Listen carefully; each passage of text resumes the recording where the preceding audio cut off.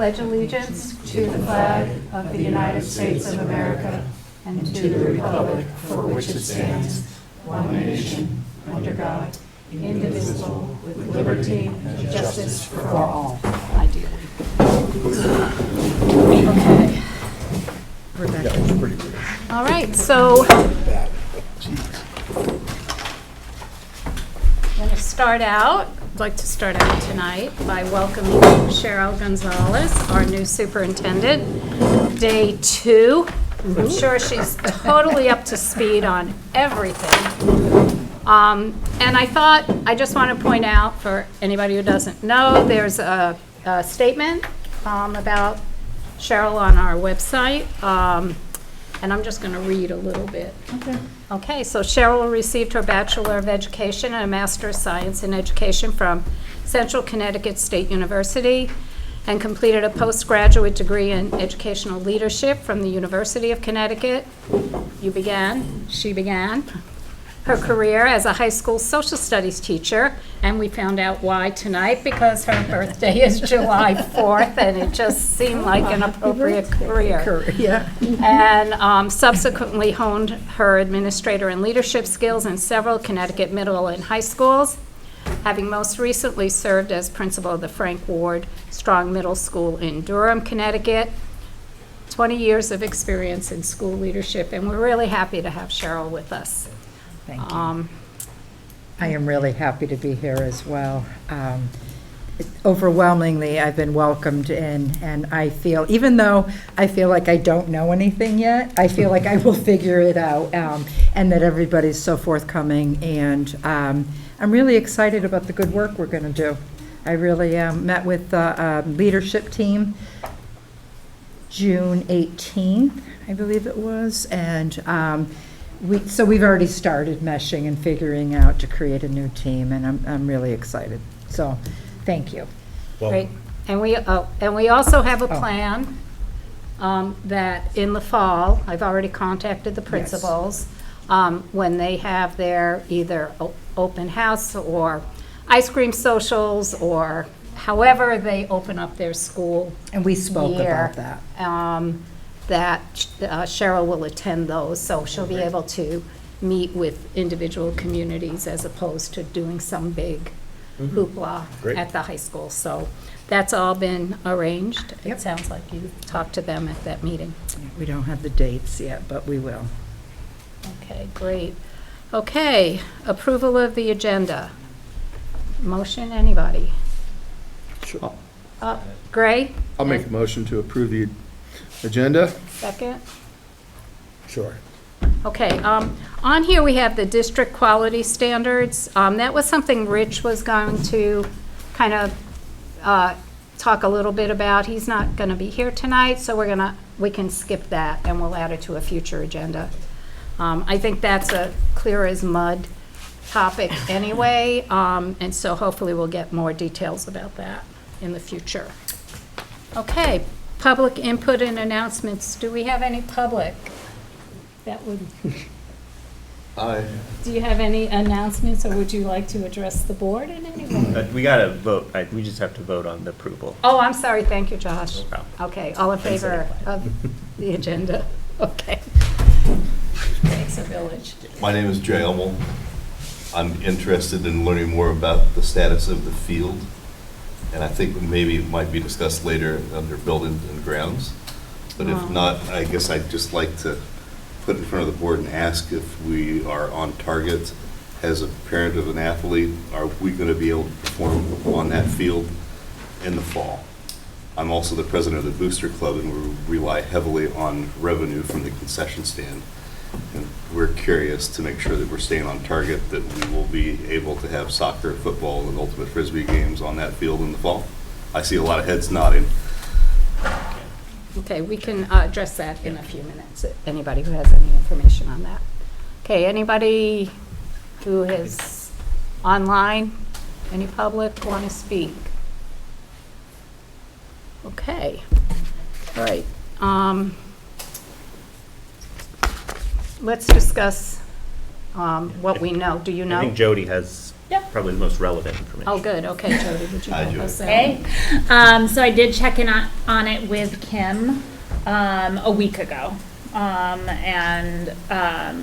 So at that time, just checked in because she's been working with Tim on it. So Okay. I went on vacation in between that week and have not talked to Tim about it since. But at that time, everything was still working at the pace that we were expecting. So, as a parent of an athlete with your kid, my current understanding is that we are on track and we are not concerned about it. Connie, did you have anything? I was with Tim today, riding back from New Hampshire, and he said that we were on track. So I know it looks Still. like a giant thing, but I think we're still moving. They're working long hours. Okay, well, I know how long grass takes to grow. And it would be hard pressed right now if you had grass planted to get that field ready for August. So I'm real curious if we'll make it. I know. Okay, I am hoping we'll do our other fields if we need to. there is a contingency plans for other, Yes. okay. Yes. I know football has 4 home games and 2 are already, okay. Yep. Terrific, thank you. And That's all I wanted to know. And we will work with scheduling and all our alternate placements to make sure that none of our teams are going to miss out on home games as a result of the work. Terrific. Thanks. Yep. And just to follow, just from like the buildings and grounds perspective of all of this is like, they started basically as soon as they could start. And this project has been one of those ones that we have been behind schedule on it for 4 years now. And so it's one of those ones that it's just like the Band-Aid finally got pulled. So it's like, the plan was to do that. We'll have another full board meeting on the 16th, but because we won't have another buildings and grounds until probably the 28th of this month.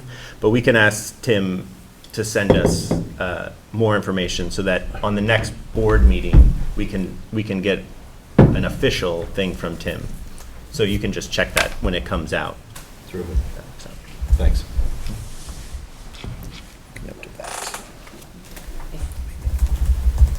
All right, approval of the minutes of 6/11/25. Do I have a motion? Thank you, Ned. Second, Gray. Any discussion? There was I saw one correction. I did this last time, but I remember where it is now. It's under policy, and it says that it says in the last paragraph, under policy, Kim Williams makes a motion to adopt F33, and it says it's a required policy by VSBA. It's actually required policy by the Agency of Education. So if we can just correct that. One other, if I may. Yeah. Up above in personnel, in the second paragraph, it says Len Doucette makes a motion to Nina Gangulet Kefner. It should say a motion to offer a contract, I believe. Yes.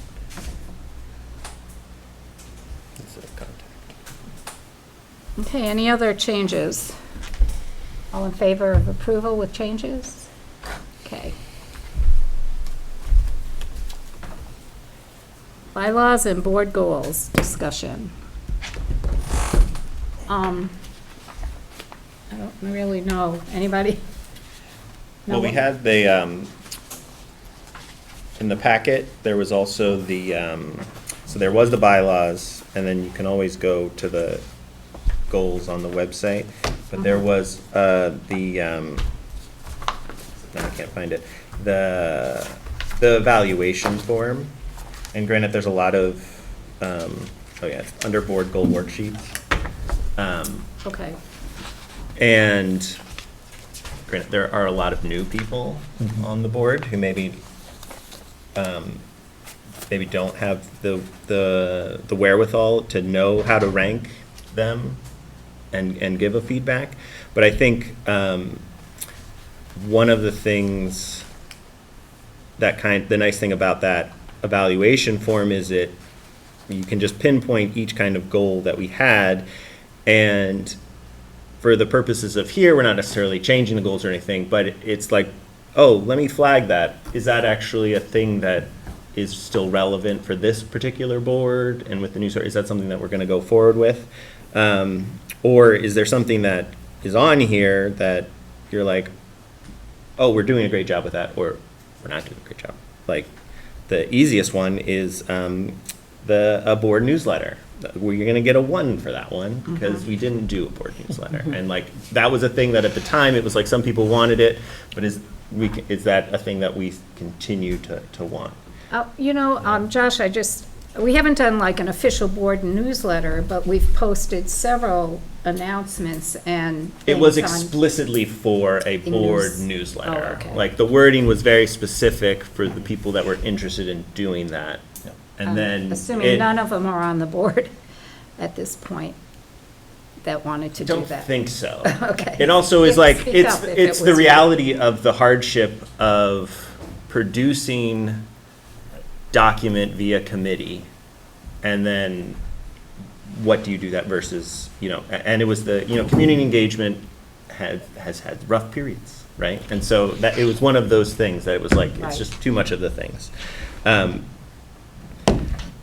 So I think we blocked out a decent amount of time for this. So do we want to go through these? I think one of the things that would be just, if we just kind of go down the list, even if we're not necessarily ranking them, we're just making them aware of what our Okay. current board goals are. Does that Yeah, that's a good seem like a idea. useful, because then when we're going into the retreat, we kind of have, we can skip that part, Yep. if that makes sense. Would you be happy to lead us in that? Sure. Would you like we have a printed copy, would that help you? Oh, yeah, that would be lovely. I do like looking at my tiny little screen, but me and Len can share this. Um, Hold on, just got one. So, Oh, he's got it. and what's nice about, so each one of these pages is like the big overarching goal that we talked about. And one of the things that we talked about is, when we were making these goals, was let's generally try to keep it relatively broad in the upper goal, so that if we want to go back and make changes between years, it's much more effective than trying to change a big goal than it is to try to change a subset goal, if that makes sense. So in that first one, the overarching goal, be student focused, we will support and increase student opportunities and growth through, and then the subsets are the things that we wanted to do. And then for this, the other background is, before we had these goals, we had goals that were very prescriptive and outside of the school board's role. So that's the kind of edge we're walking on when we're trying to create these goals. Because what we tried to do was create goals that are based on what we can do, and then the other parties in the schools, the administration and individual schools, could be making their own goals that fit, in the larger arc of it. And that's when we did the mission statement and the vision statements, to make sure that all the goals that we had and all the goals that, as the chain went down, they all aligned with that mission and vision. And again, that's one of those ones that you can, on the school board website, can always pull up that stuff as well. So that's when we're going through this stuff, that's kind of the other caveat to remember, is like, if I'm in a board meeting, how can I achieve this goal? And I think, and the big struggle we had last time was,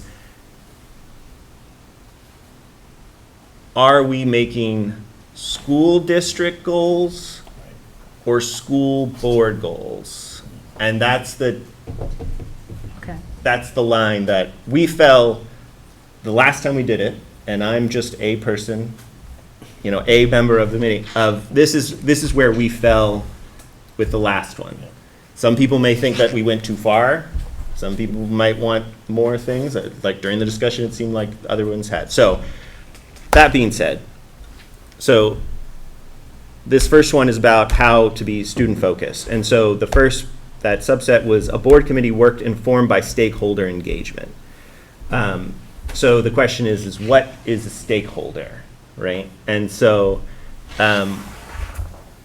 what do we think is, I don't want to just talk this whole time. So like, in our mind, like when we read that, what do we think a stakeholder is in the context of us, you know? Does anybody have thoughts? Well, would that be like parents, students, teachers, and administrators? Yeah, I mean, yeah, pretty much. And community. Yeah, and Community, well, yeah. parents is community, in a Right, way. but there are people who are in the community who are not necessarily parents, but they're taxpayers. Fair enough. And we It- do. 100%. I would personally love to strike that word stakeholder and put in those specific words. Stakeholder is just gobbledygook. Whereas we can specifically say, okay, we want input from X, Y, and Z. And so usually what I go through for my example of like how we were doing well in this circumstance is how, as a board, when we have somebody come in from the school to come in and give a presentation, that's, you know, one, either if it's coming from the admin or coming from a teacher, you know, they're bringing us information that if we're just sitting on our hands and not asking questions and doing things like that, when they're coming into that space, then I think that we're not engaging enough with those stakeholders. And then if we engage with them, ask them the right questions, we then can have outcomes based on those conversations. Like, do we need to, you know, provide more money for books? Or do we need to like change how we're structuring the money that we can do, or is there a policy or something that we can change? So, Yeah, so, and if I can, just a couple of specific examples, curriculum that, you know, we heard that teachers supported a curriculum change in English, right, Jody? And so that happened. One of the other things that Josh talked about was money.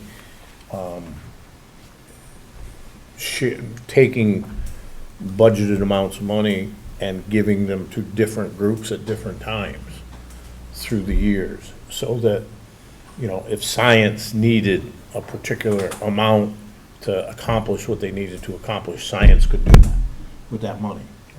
And then next year, it might be social studies, and the following year, it might, you know, so we sort of rotated it through. And that was all based on input that we received from the faculty and staff. I also think, I'm thinking about the community conversations we had around the math interventionists. Yeah, yeah. And because of that, we were, right. And I think you can direct, like, for the past 3 or 4 years, I think there's some really direct, like, for that part of the community, I think there are some direct lines. You know, woodshop is probably the most successful form of that, you know, where it was like, this is a community need, and we were able to do it, and it's a huge success. The next year, and then the following year or the year after that, you know, it was elementary sports and more world language in the elementary schools. Elementary sports, you know, we put money for both in the budget. Elementary sports, I think, you know, based on what we're hearing, is significantly better than it was. And the world language, we had the caveat of like, if we can't do this correctly, you know, we're going to pull back on that. So we attempt and then we don't. And then this year, I think the math interventionist is the good example of that. So for that one, I think we're doing a pretty good job for what we have over past experience and as moving forward. I think there are concrete examples that we can say we're listening and the and we're cell trying to do our phone best. policy, we had several meetings with, you know, in community engagement. And Right. board conversations around cell phone, and we did the surveys and Yeah. had lots of, I'm planning to do more. and we're doing more. Yeah. And that's one of those ones where being the proactive part, like, you know, now we're not one of the school districts that's behind the curve, you know, because they just passed the law that says everybody's got to do something. Yeah. And so, you know, now it's great that, you know, that worked out. So then the next one is the continuation of commitment to equity by understanding district data. And this one and the next one are kind of tied together. The continuation, and then the next one is the continuation of commitment to equity by continuously reviewing board policy. And I think this one is one of, and I know when we were re-looking at the board last time, I think this one we had a lot of questions of, is this still something that we want to, is the wording of it the kind of wording that we want, or nonetheless. But so one of the problems for the district data is that because we're a small district, anytime you try to break down groups of individuals, your population becomes too small in a lot of cases. So there's places that I think we're doing that, we're asking the right questions and we're asking for information. And, we've been presented information to the extent that it can be presented. So I think that one's always it's not only is it hard to quantify how I think we're doing on it, I think it's hard for us to get more relevant data that we can act on. But I don't know, that's just how I have perceived it. I don't know if that is how other people have perceived it or not. Well, I know it is hard for our small schools to address that in our small schools. I just wondered if, Jody, if you had any thoughts about that in terms of the kind of data that the board can access that would look at, subgroups of kids and populations. And kind of hard for us. It's really hard for us because when we start to look at subgroups, it can quickly break our privacy. Confidentiality, yeah. Yes.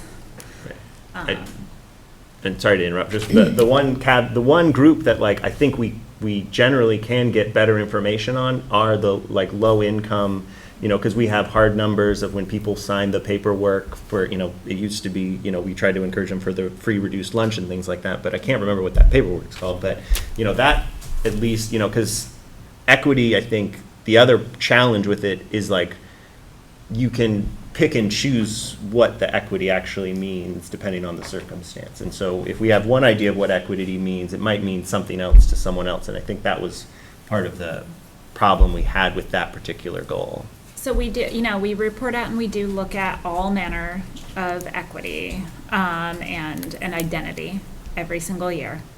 One thing that we've talked about with the board before is number of substantiated harassment and bullying cases.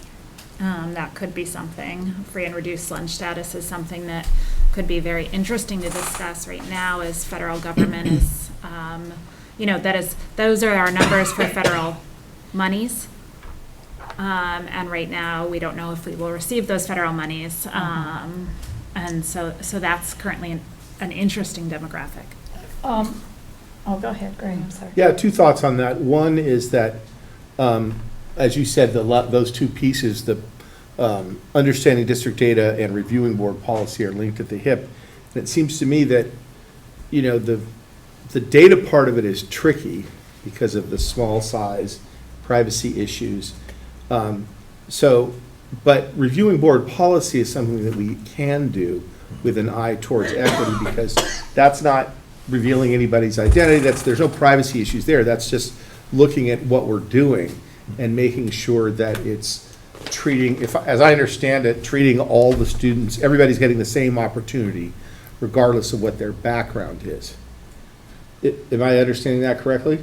Yeah, so our board treats equity as giving each student what they need to succeed in our schools. And so that sometimes is equal if they need the same thing.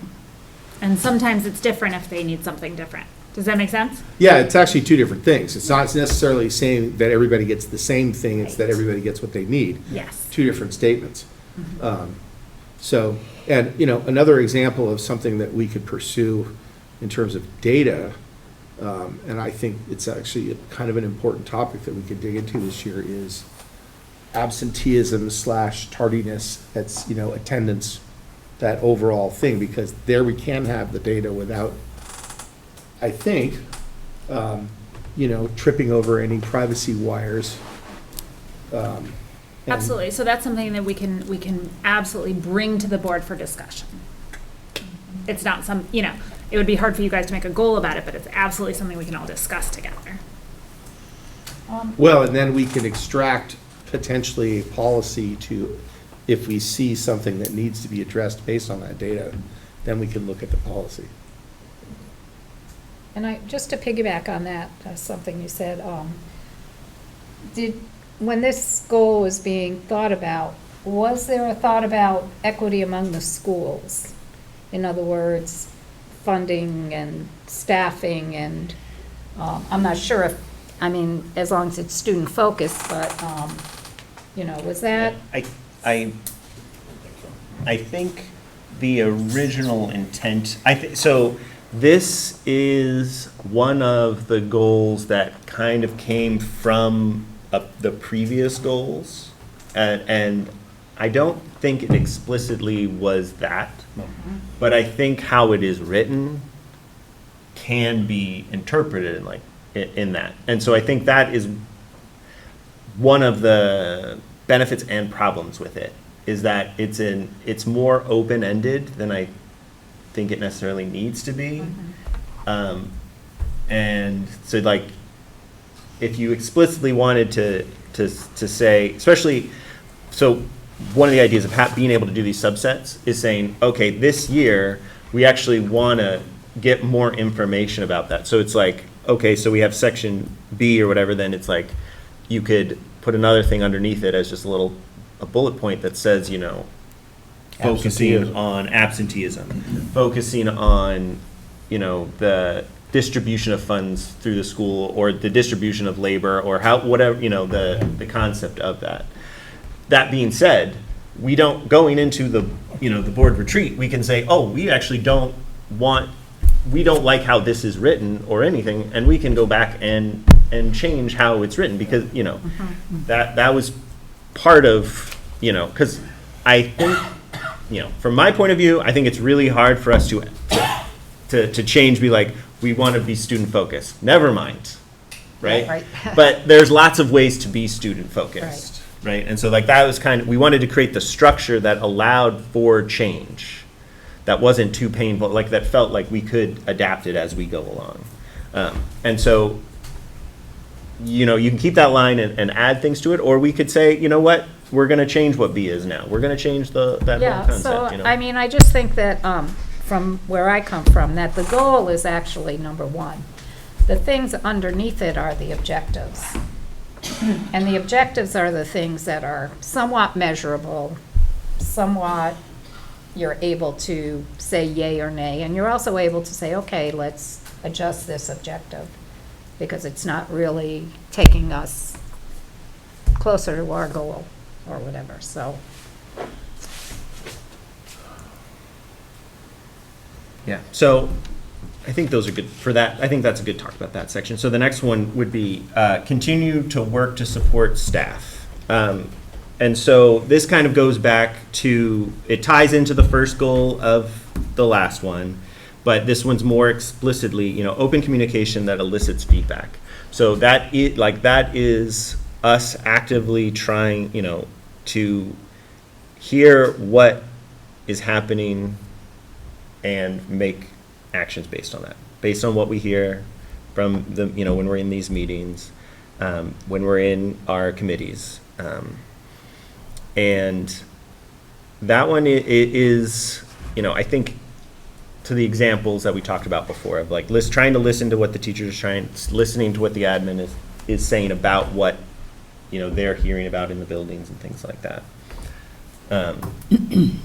The key, I think one of the big parts of this section, going back to what we were trying to achieve, was having a more comfortable relationship with the folks that are in the buildings without overstepping the board, staff line.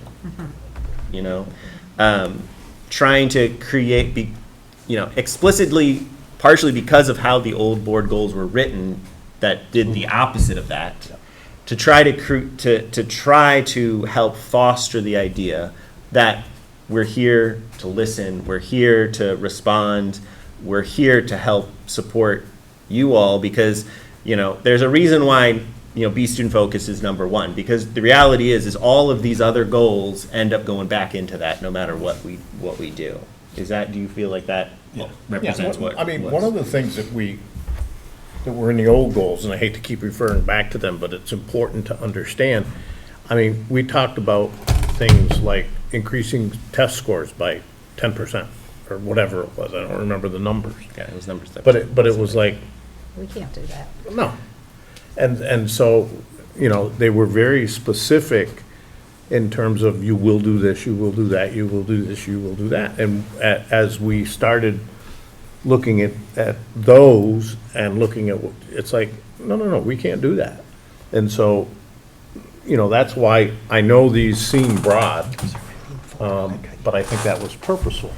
I think so. I don't disagree with that. And that's the whole thing of like, I don't know if we swung too far that way Yeah, or I not, don't but, and so that first one of just being like,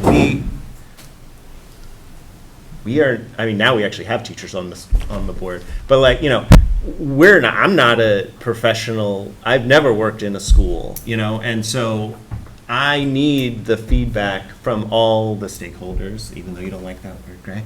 And I want them to feel it's a pet like peeve part of of the goal of my position of is that I want to feel not only are people's times not being wasted by coming and telling us things, but I want to be able to say like, look, we cannot always change what is happening, but we can do our best to see what we can do.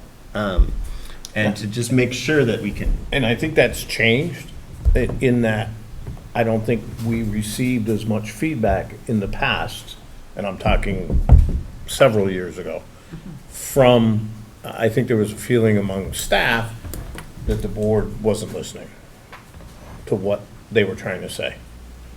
I don't know if you agree with that. I think that I agree. And now I think there's the reality of what we want to do, which is like basically everything that they want, and the reality of our role as the board. And like, you know, but to make sure that, and I think this one I think going into like the negotiations process, which is the next one, is making sure that people feel respected and heard and listened to, because I think that is, when I started, that was to Len's point of not having staff feel like we weren't listening.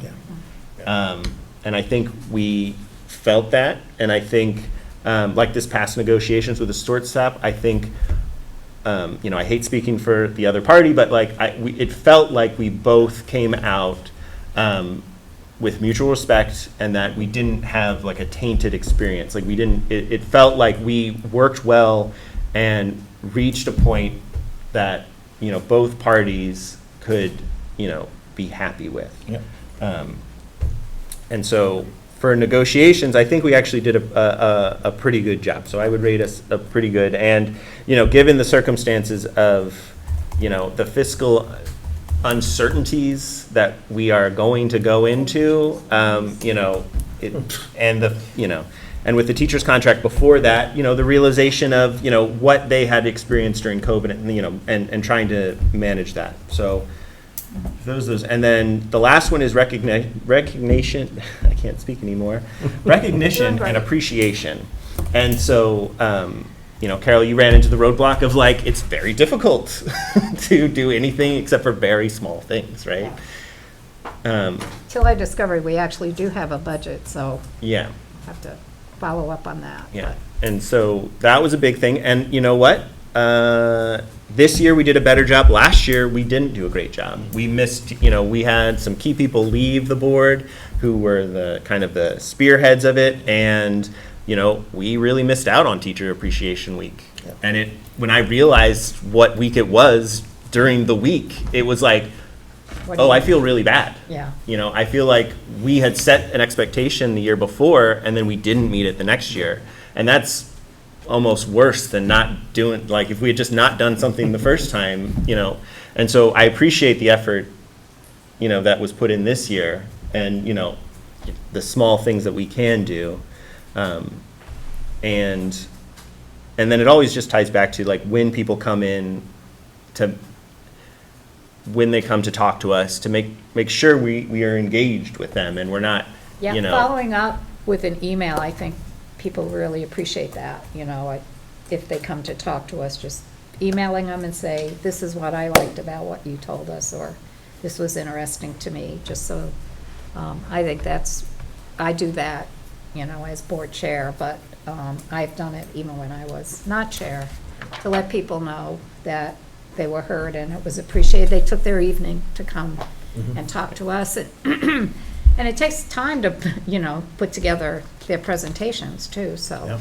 yeah. I think And we one need of the to things appreciate that I failed to do on the agenda today was, normally if I would have noticed, as for helping our support staff and people that come in, is I should have asked to switch transportation to go before this. Oh. You know, I know, but it's one of those things that it's like, when there are people, like, when we're making agendas and things like that, it's important to make note of, if we're having people come in to talk, like, Put them Get them first. first. especially if we're gonna have something that takes a while, you know, and, because I do appreciate their time, and I know they're here way earlier, you know, than Yeah, than I I am, should've. and it's like, you know, so it's a long day, so that's just one of those things where, you know, it's a Well, you know, we checkbox can- that we need to I mean, recognize that. as a chair, I would kind of ask for consensus to, Yeah. can we switch to transportation? That way Connie can talk to us, and then we can come back and we'll be on number 3. Yeah, Is I think that would everybody be great. okay with that? Sure. Thanks for pointing that out. It was, yeah, I missed that. And I did too, and Hi, normally Connie. I do pick it up, but I didn't this time. So I guess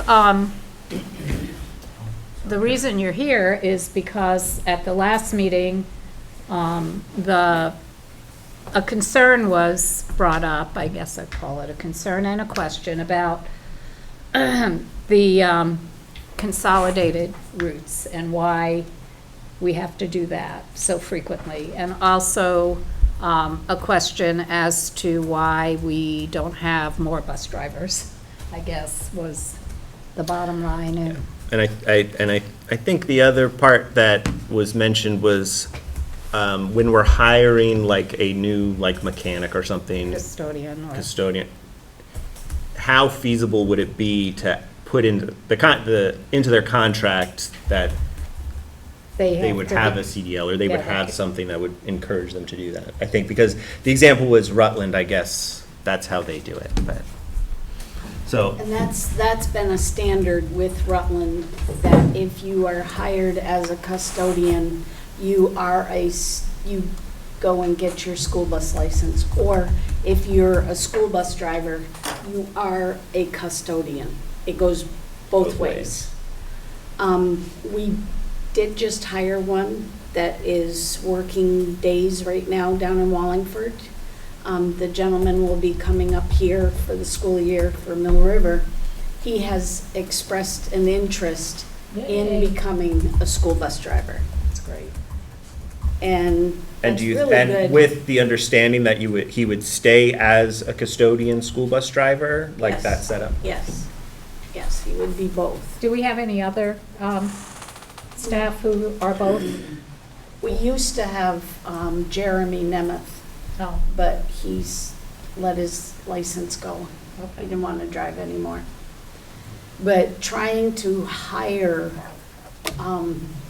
school bus drivers, if we don't have a full-time route for that person, the salary scale is different than if they're hired as a sub-driver.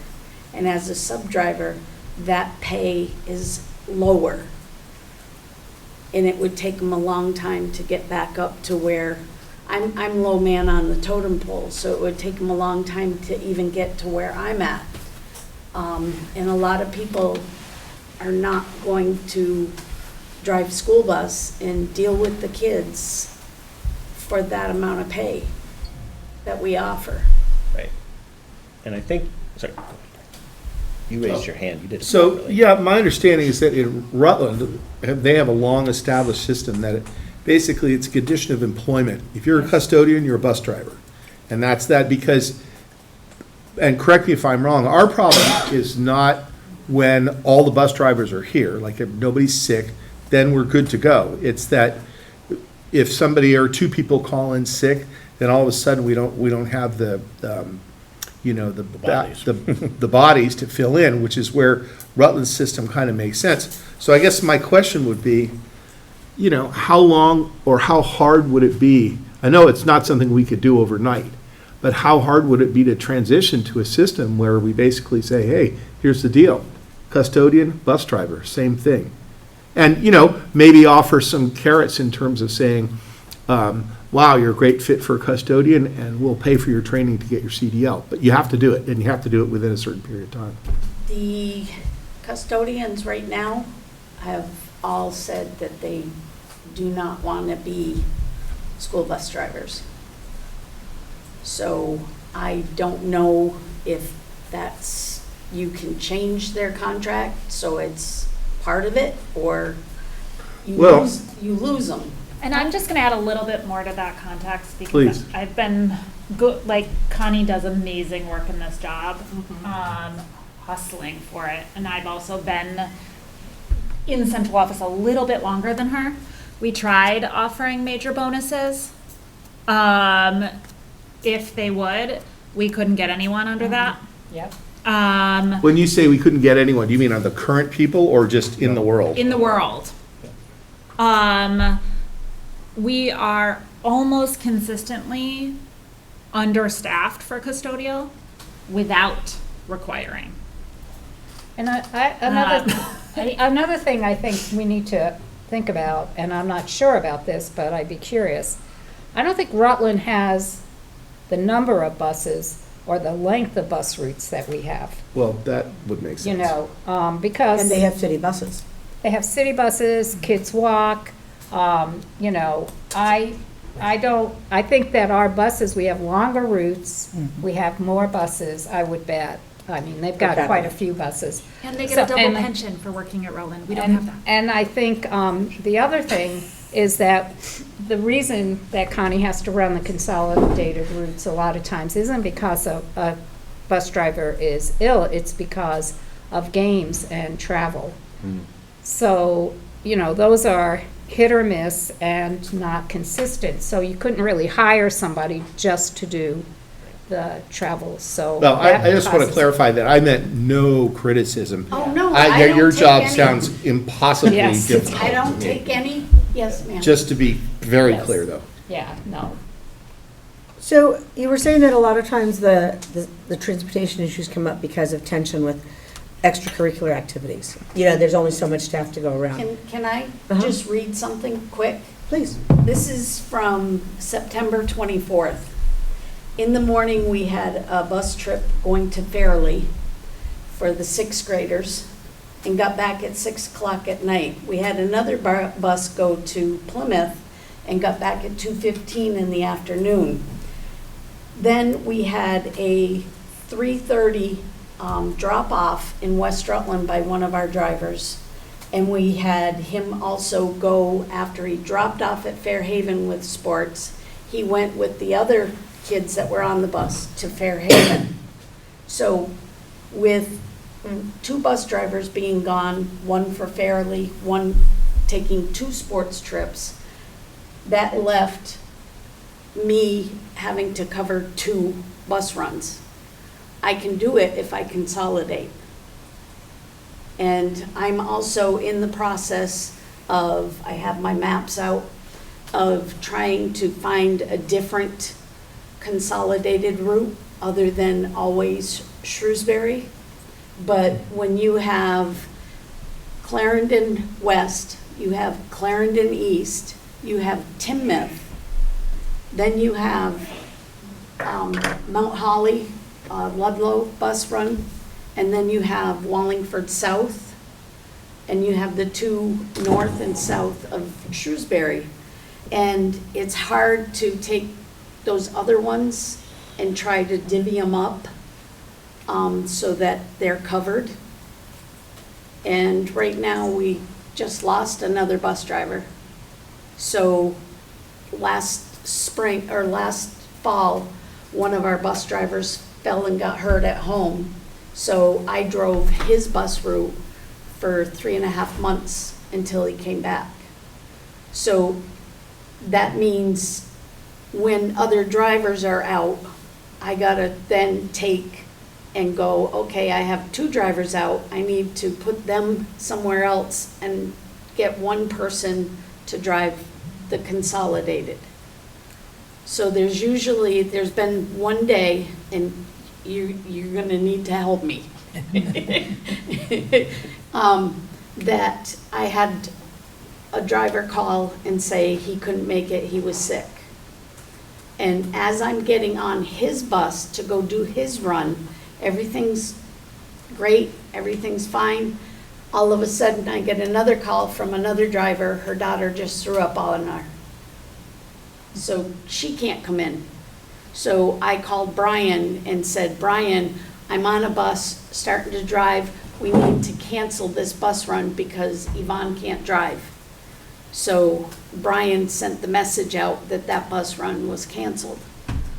If you could take a look at my notebooks and my date books and see how crazy the schedule is. And I worked with Kim Maneri on saying, Kim, you got too many trips going out. I need to be able to either move one so it can go out early and the driver can get back to drive the afternoon run, or put it back further so that I'm able to let them do their route and come back and take the kids at that point.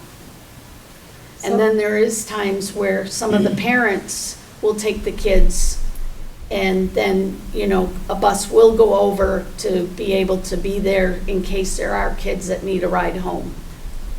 So there are past people in Connie's position that the other strategy is just to say, no, we can't, to field trips and sporting events, right? So that is a potential thing that she could do, is say, I will do less consolidated routes because I will say no to educators and to Well, sports. my question actually was specifically in regards to not regular school bus routes. And it was about field trips and sporting events, which is there any mechanism legally for the school district to solicit? I mean, I know people carpool unofficially. Yeah, Like parents carpool. right. But get volunteers for sporting events. And, I know when my daughter was in high school, they would solicit volunteers, and you had to show proof of insurance, and your car had to be insured, and you would write down that you could take 4 students. But it was a school organized, and, and there was rules. Actually, I remember we got rejected once, and Ray was all bent out of shape because they said we didn't have enough insurance. So We had the minimum, but the point was, it was official, that if you were willing to take 6 students. So the insurance has really changed. Okay, so that's not an option. No. So as of now, for me, although I am fingerprinted through pre-K, foster parenting, and this district, I am not approved to do For that. official. To do that for my child's other district. To give you an idea. So the answer is no, we couldn't do We a could not parent do it. carpooling. And It there- requires- There was a conversation, Yeah. when, one of the times that we've talked about this before was, Shrewsbury parents wanted to organize something, and it was they just wanted a letter sent out or something, and it was if we have nothing to do with it, Correct. Well, then it's just a you can private do whatever arrangement. you want. Yeah, yep.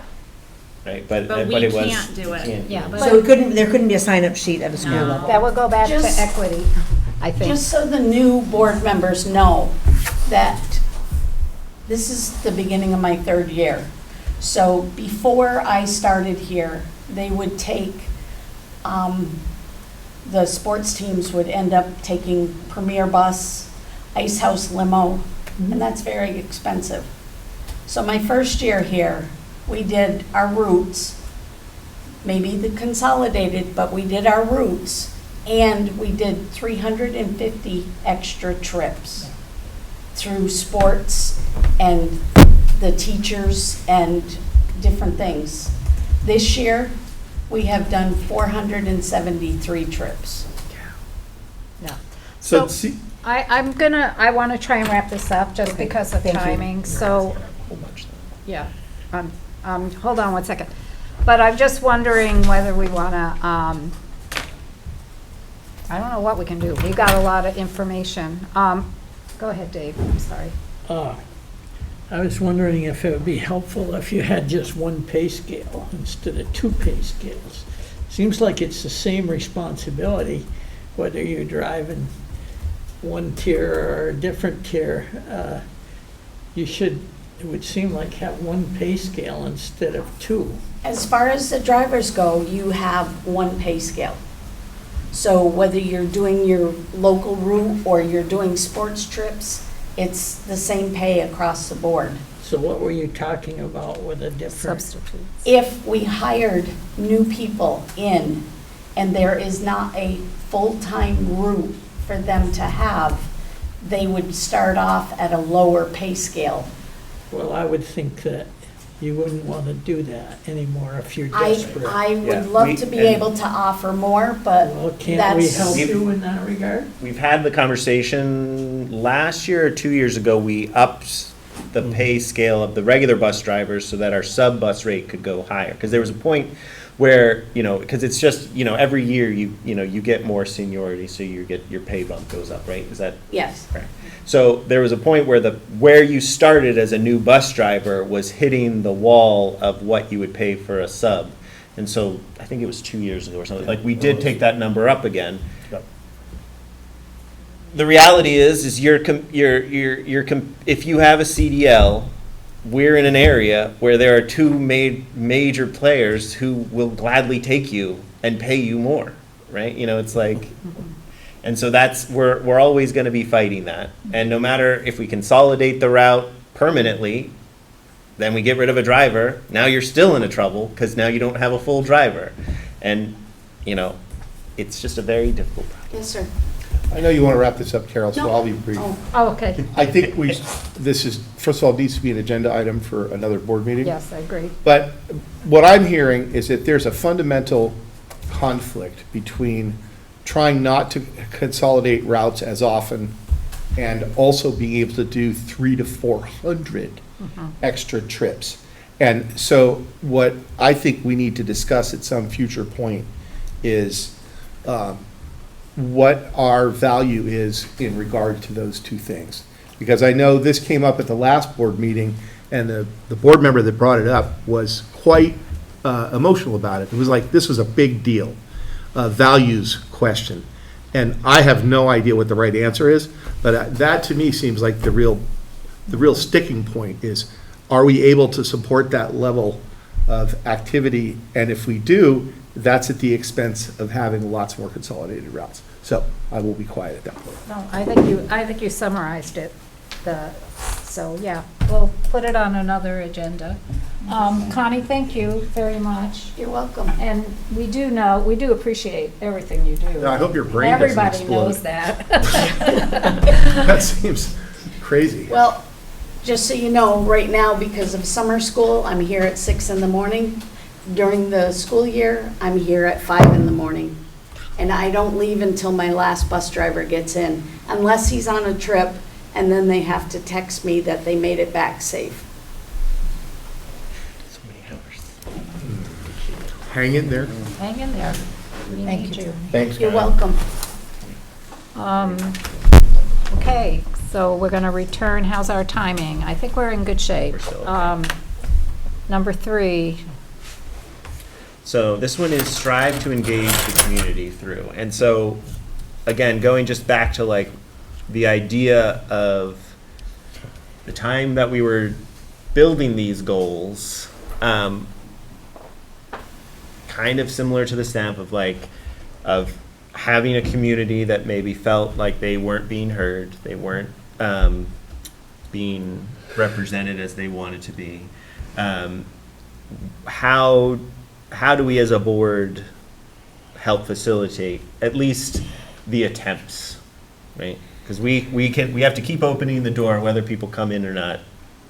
We can't control that, but we can at least try our best to do it. And since we made these goals, I mean, the reality is it's still a struggle. The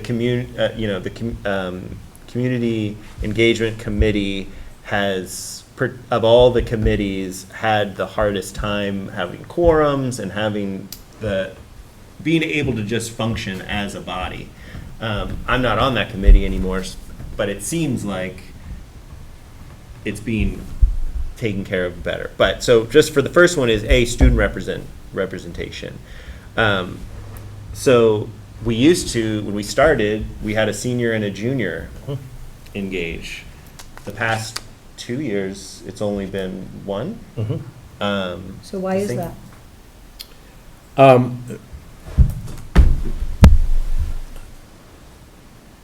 Let me think about how to answer that. 'Cause we have couple of things. We've requested a junior and a senior. There hasn't always been two folks willing to do it.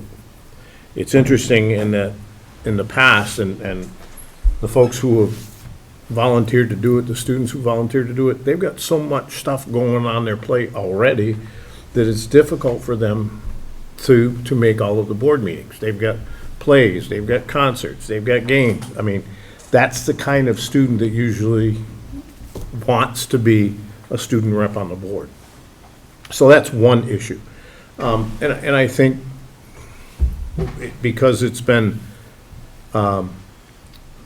if we're going, and I know this is Sean's first year really, and I don't want to say anything with him not here, but I think, that was one of the things I had mentioned at the last meeting, is to make sure that we're following up and trying to get a couple of students, again, ideally, a junior and a senior, so that the junior would be there for 2 years and could step in, and then you get another junior, and they just sort of rotate through. Do they How get, are they chosen?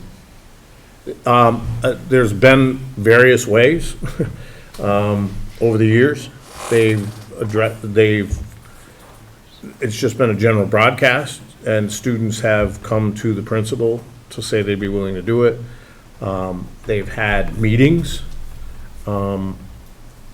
asking for student volunteers, representatives. Who's they, the principal? The or- principal. It hasn't been the board at this point. Right. So it's fallen on the high school principal. Can I just ask a Yeah. question? What does the student rep do? Do they report to you guys what's going on, or do they sit through the whole meeting? They've done both. Usually they're on the agenda to simply report to us in terms of what's going on with the student body, events, activities, student those report. kinds of things. Sometimes they stay for and we ask them for their input in general, not just in a presentation, ask for their opinion as well. do they get rewarded, like maybe credits? I mean, I'm just saying, because that's an It looks incentive. good on your transcript, I think, it's one of the key parts of it. So there's something official to it. Because I would think that the mechanism would not be through the principal. I think the mechanism would be through a social studies or civics class, because that's what it is. Or some kind of, people that have an interest in that, or that are part of speaking. But the point is, that yes, getting on your resume looks great. Yeah, so you're on your. But maybe you also get to skip a class. Because you're doing a class in the Well, evening. What I'm trying to say is an People who want to do incentive. this aren't going to be the people that want to skip a class. They don't have to Until skip a the class, end. they can skip a class. The point is, though, if you give people a incentive that they do this in lieu of their Friday class, their last Friday of the month class or something. I guess what I'm trying to say, to incentivize it. Well, I think, I haven't contacted Sean about this. Has anybody on this board contacted him? Not No, yet. so I have, You've talked just to Sean. recently, yeah. Okay. And because, I'll follow up with him, I Yeah, think. and at the last couple, I don't remember if it was the meeting or the meeting before, we did ask Brian Right. to follow through Yep. with it. But I think, just thinking about, as a board member, what we can do, and it might be a thing that is like, oh, is there a general assembly or something where like you could just go in and give a pitch, Yeah. of it. Yeah. And then maybe, you know, And if you go to the Vermont School Board Association, they have a whole slew of stuff in terms of how to encourage student representation. And, you know,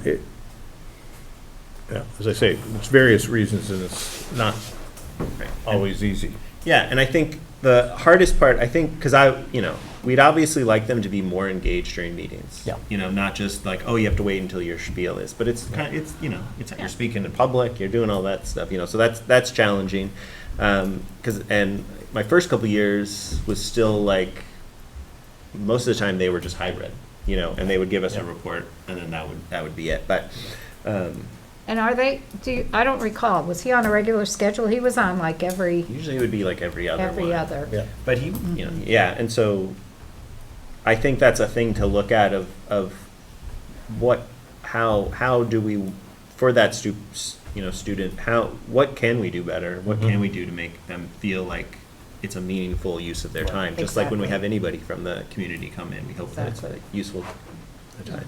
Is it worth exploring if there's a mechanism to provide like a small scholarship as a result of probably contingent on some regular participation as well as, signing up to do it? Well, and That's kind of what I was also- saying, some kind of tangible Some kind of reward. People incentive. respond But I to also rewards. wonder about, we have lots of student clubs, so like, rather than think in terms of one student or two students who come every time, maybe think about, we have a student from the theater come, a student from, one of the sports team, what do they call it, managers, or the, and do something like that, so that it's not quite, our last student, his mom was He was there.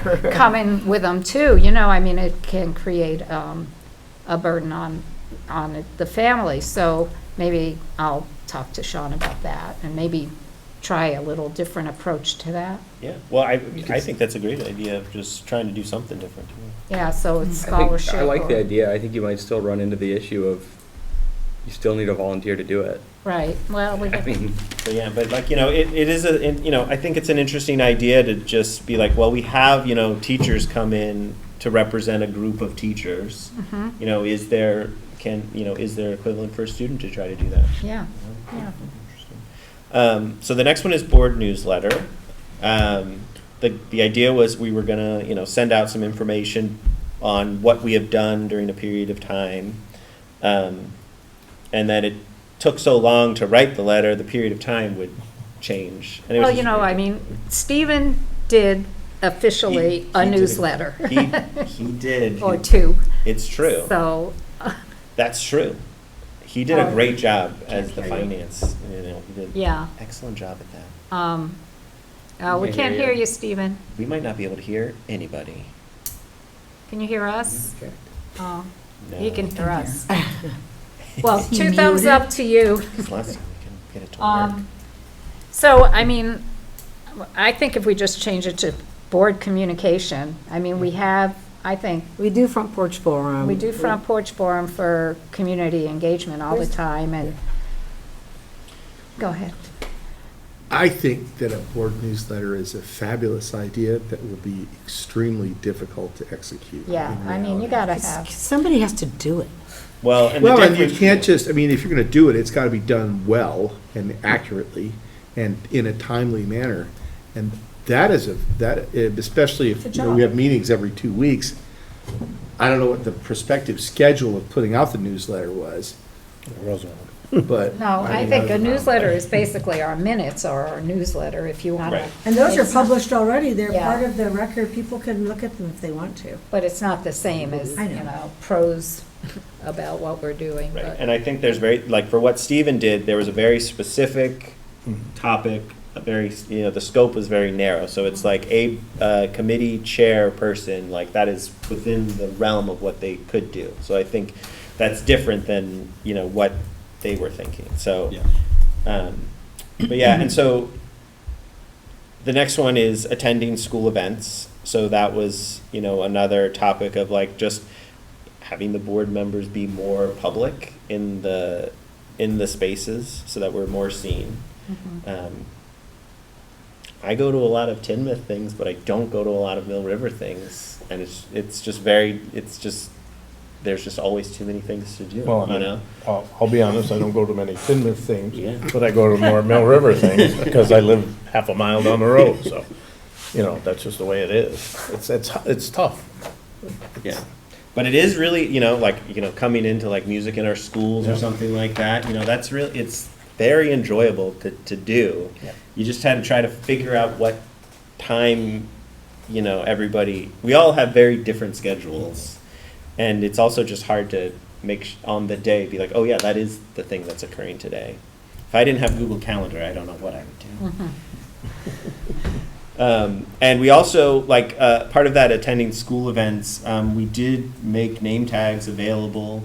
So like, if you go into the space there, you could have a thing that just said board member. You also could just wear your badge, and, you know, attempt to talk to people. I know I don't like doing that at all. I can only talk when I'm in front of a table, talking to a group, individuals. It's too scary. But like, that is part of it, just being like, That actually brings up a thought that I have regarding that, being at those board meetings, which is that Brian sent us out that kind of cheat sheet on how to interact with the public, and I'd like to take another look at that. That sheet is unbelievably restrictive in terms of the conversations you can have. And I guess that some of that is ruled by, you know, state regulations and Freedom of Information Act and open meeting law and all that kind of thing. But surely there's a middle ground there, because if you're going to go to a meeting or you go someplace as a board member and all you can say is, wow, that's really interesting, but I can't talk about it, what the hell is the point?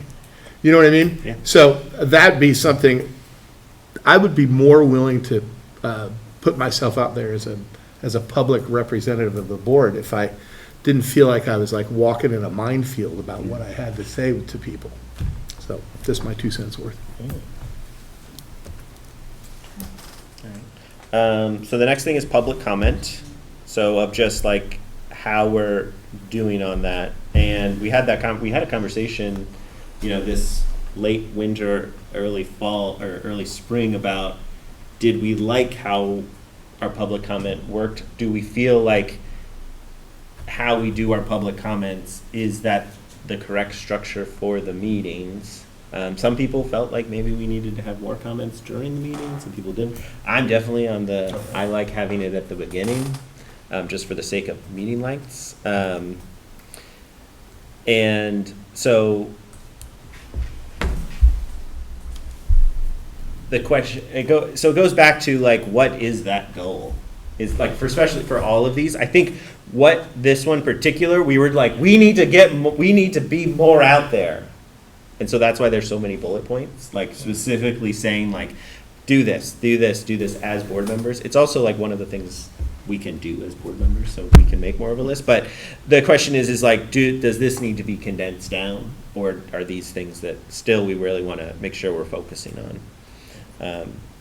And then the last thing for this one is the community conversations, which for, you know, before we do our budget, we have 2 or 3 meetings that are you know, informative for both us hearing back from people and us giving information to people.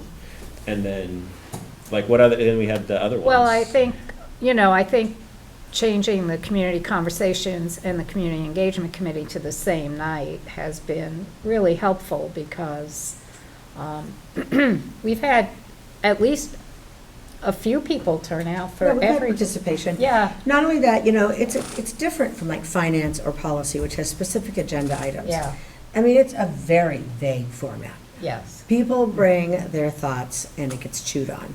There's rarely agenda or action items. So it's a completely, honestly, the conversations and the community, Committee. The committee meeting, right, the meeting, I mean, they're almost the same thing. yeah. They're almost, one is sort of an official of the second. So I think doing those together is good.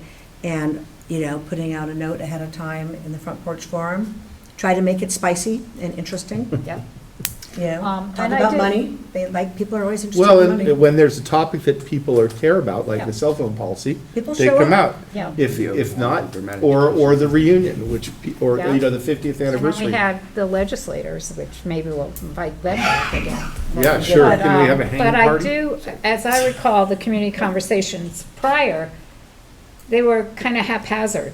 Let's Yeah. do it next Tuesday, you know, they weren't, so now It's before the board meeting, and I think every other it's- meeting. It's people been- are getting the gist of this is, I think when the they're gonna system is be. excellent, I honestly. think it's working. And the half hour of informal talk where it's not a formal meeting, so we're not subject to Robert's rules and all that stuff. Yeah, I think that's really good. yeah, that's where we get the back and forth with the public, it's good. So we can just keep trying to do that more, Yeah. basically. Yeah, I mean, it's great, and I especially, I mean, bringing in the, legislators, that's one of those things, it's like, that's a good way to get other people to come to a meeting that normally wouldn't come to a meeting, So like, that was a really good idea and a really good implementation of how to get people into that space. And so like, that's a great example, a huge swing in the direction of positive movement with those, Although that was an incredibly frustrating meeting. Well, right. I mean, just because like, it was like such a tiny amount of time to discuss such huge topics, and everybody left that meeting really unhappy, actually. Yeah. The legislatures and the public. I think after they signed the bill, they also were very unhappy. It was, Well, I mean, I'm not saying I'm sad we did it, That's but a whole it nother was just, topic of conversation. it was this is just, yet to come. yeah. Yeah, because it's not over. They is the- did Yeah, show it's up, not though. over. No, they did, show but I mean, up, and nobody was, The point of the board goal is to increase that engagement. and Right. Yeah, It and definitely so- achieved that. It did that, Yeah. exactly. You don't always end up with people happy after the engagement. Right. no, people were great. They brought really important topics. I was super grateful to Yeah, them no, for it that. was good. And it's creating, we don't necessarily always have the opportunity to create a space for other, people in our community to come in and engage like that. So it's like, that group of people didn't necessarily have the ability to go talk to their legislators in that same format. So it's like, Yeah. by providing that, that was a benefit to, both our school as, understanding, but also it's just like, hey, we're trying to not only educate children, but hey, this is a section where we can actually help educate adults, even though it might just be really frustrating. It's possible that education went both ways in that particular case, but I don't know how think so. well it was heeded or listened to or any of that, Right. but it was a chance to communicate, and that's the whole point. So then the last one is support safe and orderly facilities. This one is generally like, when we're talking about just the board goals in general, of like what are like the main things that the board is actually engaged in and can make choices directly and do things, and the grounds and facilities is like one of those big asterisks. It's like, this is one of the big things that we can do. And so it goes back, back again, board committee work informed by stakeholders. So we are, It's the world we live in. well, because it's like, because the problem is if you use the word community, which community, like there's so, like, it's like, I was about to say a really nerdy Emerson circle reference, but just, it's like who, there's like an ever-growing circles of Yeah. what is community. And so like stakeholders for me is just like the people that are engaged, like that have, well, obviously have a stake in like a particular thing that you're talking about. Because not every community is going to be affected by every single thing, and so It's a It's a useful hard word, word. it's I just know, newspeak, that's yeah. the thing. But it is Sure. useful. That's why we used it. Okay. And so it's the same idea of like, we are listening to Tim, we're trying to listen to, the admins in the buildings, we're trying to hear, what's going on in the buildings and how can we address those either through, the buildings and grounds or through normal budgeting processes. When I started on this board, as a whole, committee meetings were not meeting quorum very often. Buildings and grounds was one of the ones that was often not meeting quorums.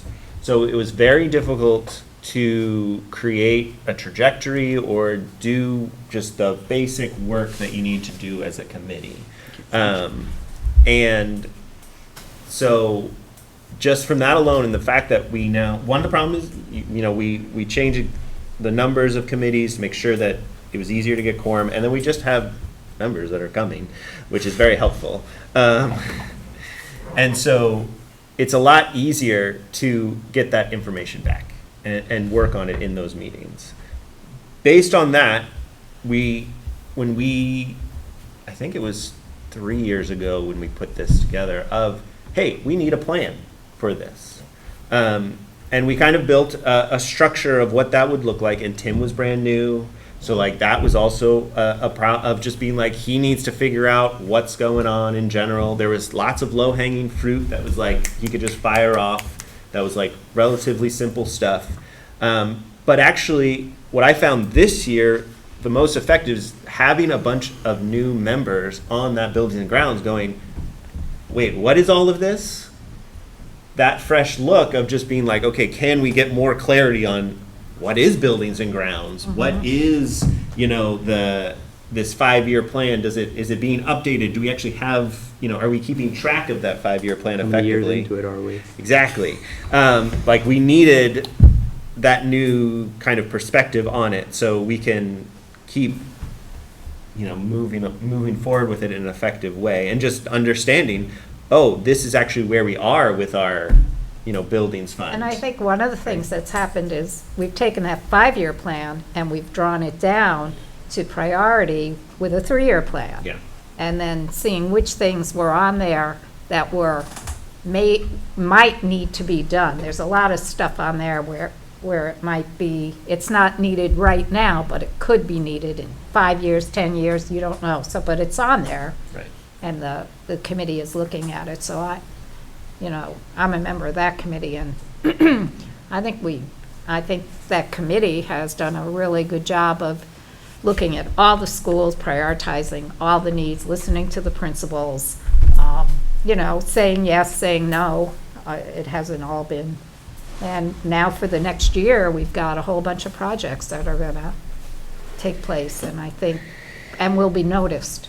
That's the thing, Yeah. will be noticed. I'd like to make one comment also about buildings and grounds, just because this, as a member of the community, this comes up a lot, as I'm sure all of us know. People are always coming to us with their maintenance concerns, which I know is not the right channels, but it's just the way, we're supposed to be available, going back to Grace's point, which is, I think people need to be thanked for bringing their concerns.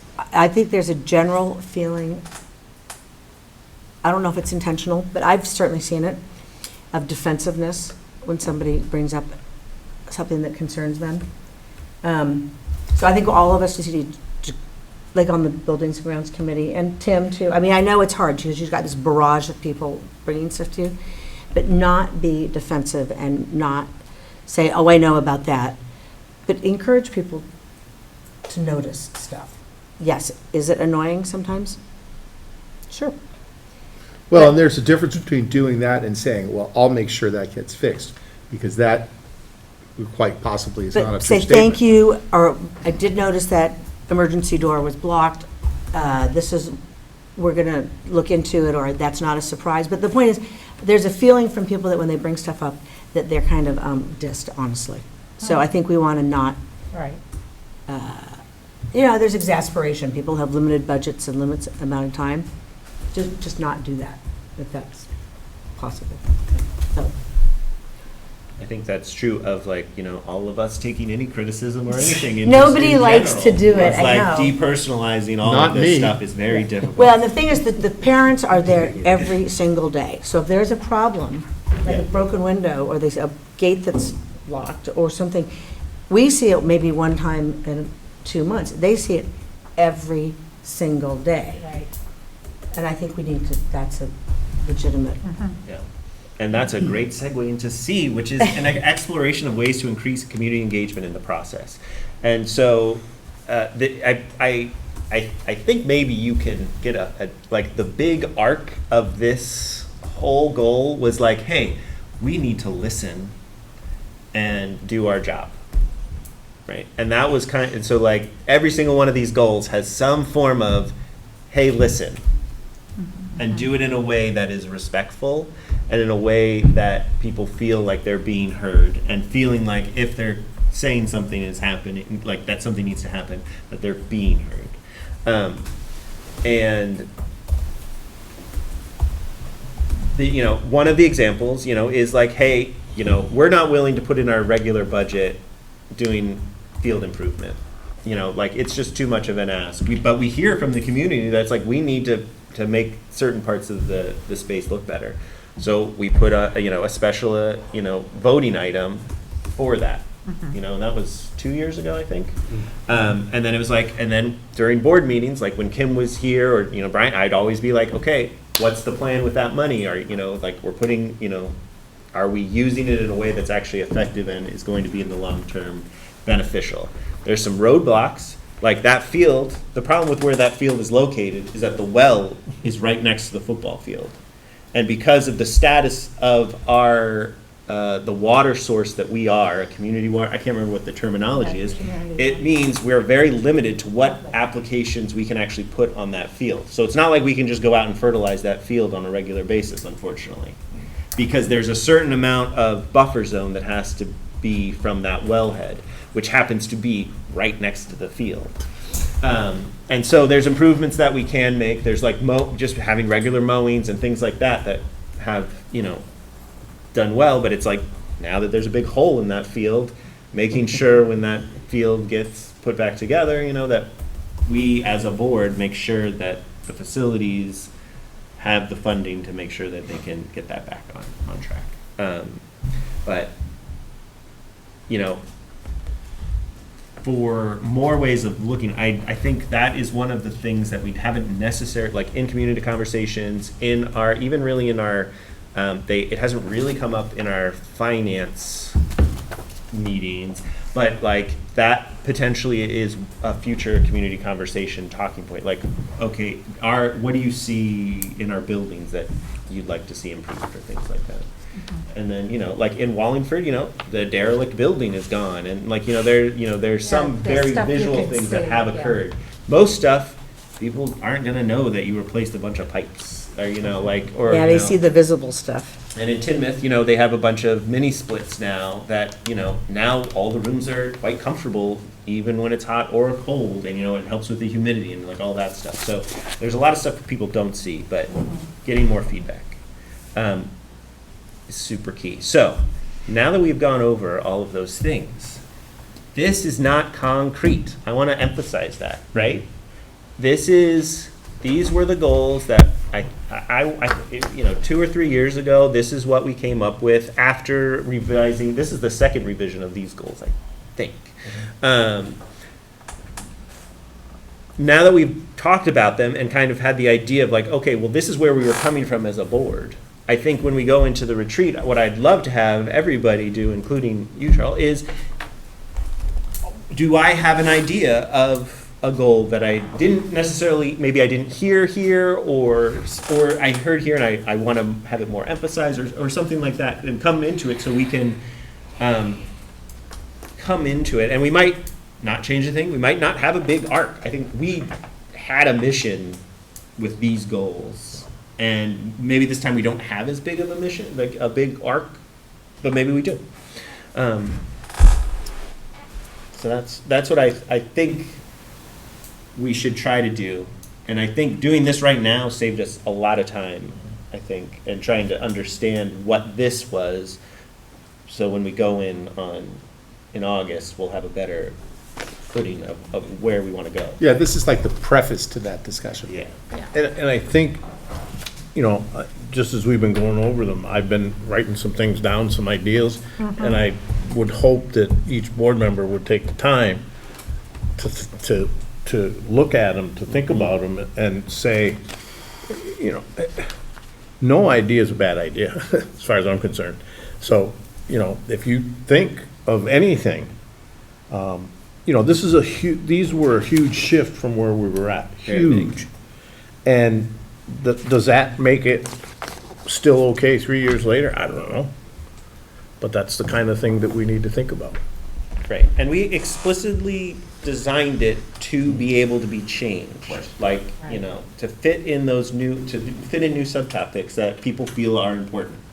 So one thing, I don't want to discuss it now, but I would like, as we think about it, is that we're going to be heading into a new governance structure, so I would like if people would think about some goals we have around that.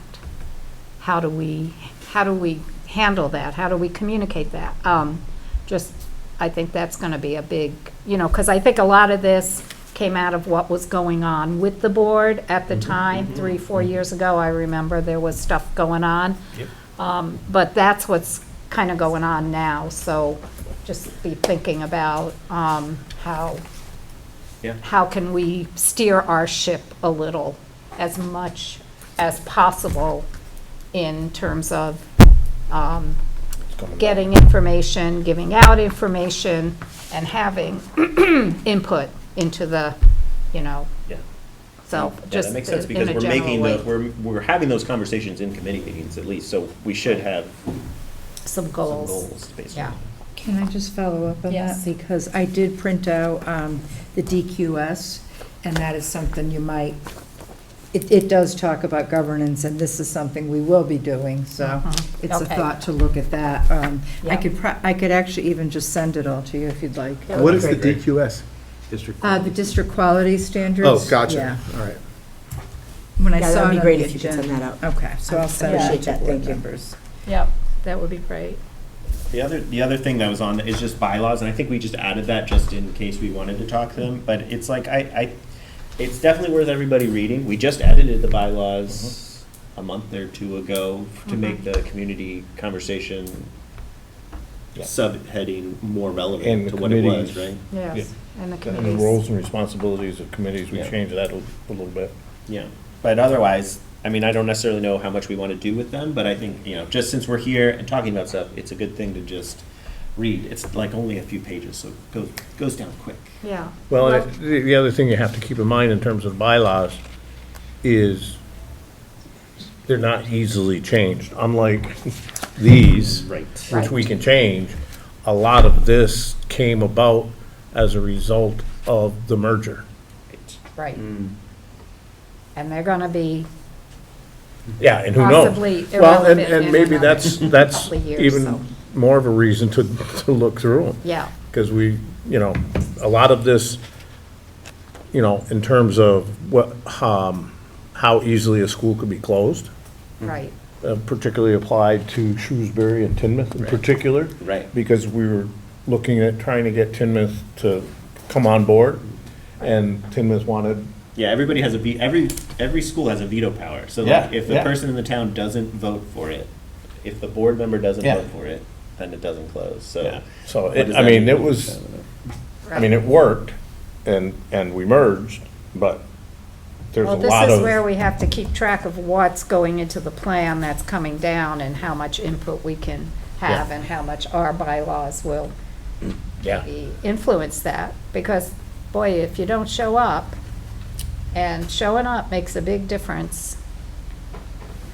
I was just thinking about a bridge we do have to move on, but a bridge right near my house that David was on, he was on the transportation committee, and I showed up, or my husband and I showed up, and we look at that bridge, and so because we look at that bridge, there's really nice stone facing on it. Just because we showed up and said we Because you care. Actually, I was on the select board. Oh, is that the select board where that happened? Well, you were doing something, You but were- anyway. You were yelling at me really good. Yeah, but, anyway, point is, if you show up, you can have influence. So as a board, if we show up, I think we can have influence on. I do feel that attendance has really improved. I felt like when we first started here, there was a lot of, well, like you said, there was a lot of meetings that didn't even have quorum. So, Yeah. No, not that that's, not to pat people on back, but Yeah, no. I'll pat all of you on your back. Thank Thank you for I coming mean, to it's not meetings. perfect, but I think It's it's been a really lot- it's been frustrating much better. driving down to a meeting that doesn't happen. Yeah, that's Yeah. ridiculous. Actually, I've only been to one meeting so far that hasn't been able And to. it is better. It is better. Yeah. We're Well, doing more I work, think, I feel like. yeah, I think everybody's chipping in and we are making progress on lots of things. Yeah. All right, so we're gonna move along because it's, we're gonna go to committee reports. Len, Yes, ma'am. personnel. The personnel met this evening, and so I have some contracts to bring before the full board for approval. Number one, I would make a motion to offer a contract to Alexis Patterson, K-6 classroom teacher, 1.0 full-time equivalency. I'll second. Discussion? Do you know where it is? Yep, I'm looking for that, even as I continue to speak to you. So Alexis is at Clarendon. Oh, thank you. Who is it? Alexis, third grade, Clarendon Elementary School. Thank you. I've got the list. You wanna call it, you wanna call for the, Sure. Any other discussion? All those in favor? Okay, thank you. Next up, I'd like to make a motion that we offer a contract to Casey McMullen, K-6 classroom teacher, 1.0 full-time equivalency for 5th grade at Clarendon Elementary School. I'll second. Thank you. Discussion? All those in favor? Thank you. Next, I'd like to make a motion to offer a contract to John Zamperini, 1.0 full-time equivalency as a custodian. And it sounded like he's down in Wallingford now, and he'll be up in Mill River later, so. Anyone that's interested in being a bus driver? and might wanna be a bus driver. And might too. want to be a bus driver. I'll second that. Thank you, Gray. Discussion? I hope they want to be a bus driver. Yes. All those in favor? Great, thank you. Next, I'd like to make a motion that we offer Tabitha Loso a letter of employment as a long-term substitute, 1st grade classroom teacher, beginning August 21st and ending December 19th. So I would make that a motion. Thank you. Discussion? That's in Wallingford? First grade Clarendon.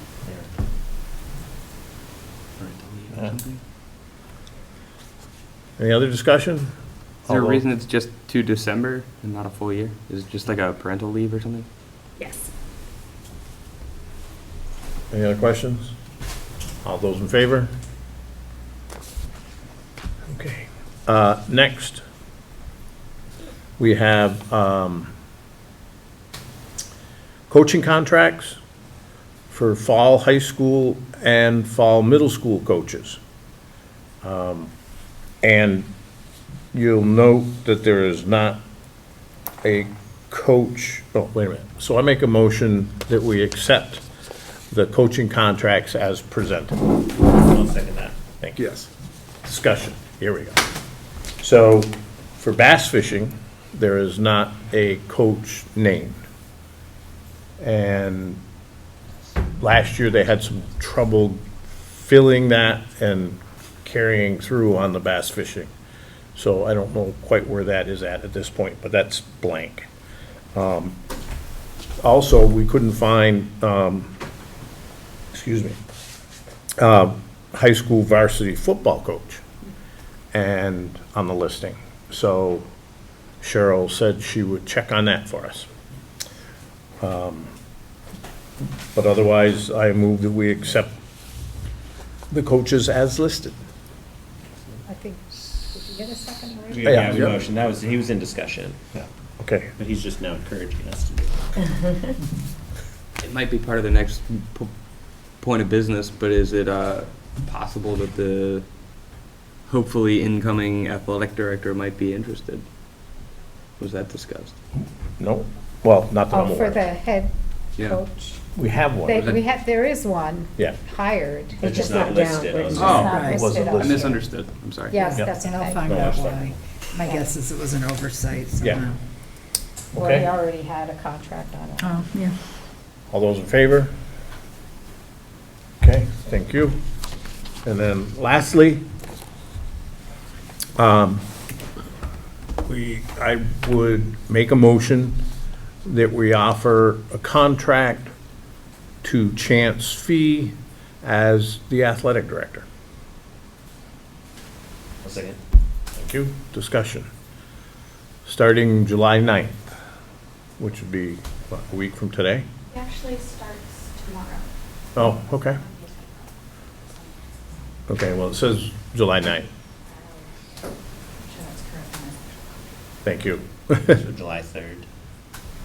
No, actually, it says, yeah, see, But it's supposed okay, to be there's the- two different, because then the term says commencing July 1st, 2025. That might just be because the fiscal year starts. so Yeah. that's when the position initially Okay, started. That's weird. so you'll take care of that? Yeah, the actual contract will make sure everything's correct. Okay, thank you. Any other discussion? Seems like a great candidate. Seems like a great candidate. I read through his resume Yeah. and the Yeah. selection. And I want to publicly thank Sean for giving us the process that they went through, because I think that was important. Okay, There was a concern brought up the last meeting by a board member, I don't remember who, or just a comment maybe, that it was odd that that position reported to the high school principal and not the superintendent. let's vote on this first. Yeah, And then I'll answer that. okay, great. All those in favor? Yeah, we actually discussed in committee about the position of athletic director and what that position actually entails. We asked Cheryl to locate a job description. And the question came up, if the AD is evaluated by the high school principal, then not evaluated by the superintendent, then that's not an administrative position. However, if it's not an administrative position, at games, when they're the only person in charge, so I think that's a discussion that we're looking at in personnel to keep moving forward. Great. Okay? I think it's an excellent question. The AD position is just weird. It is. It's an amalgamation. Yeah. So, anyways, next board meeting, or next personnel committee meeting is August 6th at 6 o'clock. Okay, I'm done. thank you, Lynn. Policy. Kim's not here. Would anybody like to speak to I policy? think I understand, Okay, give but us what feel you free to know. correct me. Okay, I believe that we have two items to look at. One is to rescind our old computer network and internet policy and replace it with what I believe is a VSBA required policy. Yes. Boom, there you have it. So we have D2 for first read, which is the VSBA required policy. And I'm not sure exactly where we stand on rescinding G11, which is the old one, but do we just vote to rescind it? So I believe that's what we have on. okay, so why don't you take them one at a time and make a motion and, Okay, so I'll make a motion that we adopt D2, the VSBA required responsible computer network and internet use policy Seconded. for first read. for first read. Discussion? Anybody have any? All those in favor? Okay, and then the other is I'll make a motion to rescind G11, which is the old version of that policy. First read. Is that also first First read read, for yeah. rescission for first read? I'll get this right by the time I'm done here. You're doing great. We need a second. Seconded. Any discussion? All those in favor? And that concludes the policy committee presentation for this board meeting. So how many readings do we need to get something done? Second read. Second reading will do it. And I believe, does it get published in the newspaper Yeah. now? Yeah, and Yes. sometimes it's the amount, the timing, I can't remember, Jody, does it come back to us at the next meeting, or does it have to be 2 meetings before the timing works out? It'll have to be 2 meetings because we will have to post it in the Herald. And it has to be out there for a certain amount of time. Right, and it just takes, the cycle takes 2. And then it'll come back for second read, and then we vote, assuming we vote on it, then it's done. So if the second read, would that be because there was somebody found like an error or there was language that was unacceptable? So the process is intended to give the widest possible opportunity for the wider public to weigh in if they see something that they would like to ask us to look at and to amend. And so we want to make sure that we allow, so it goes first to committee, we discuss it, then we come to first read, the full board has a chance to review and discuss it in open meeting. Then we post it to the Herald so that the full community can read through the policy and can reach out to the full board if they would like any sort of changes made.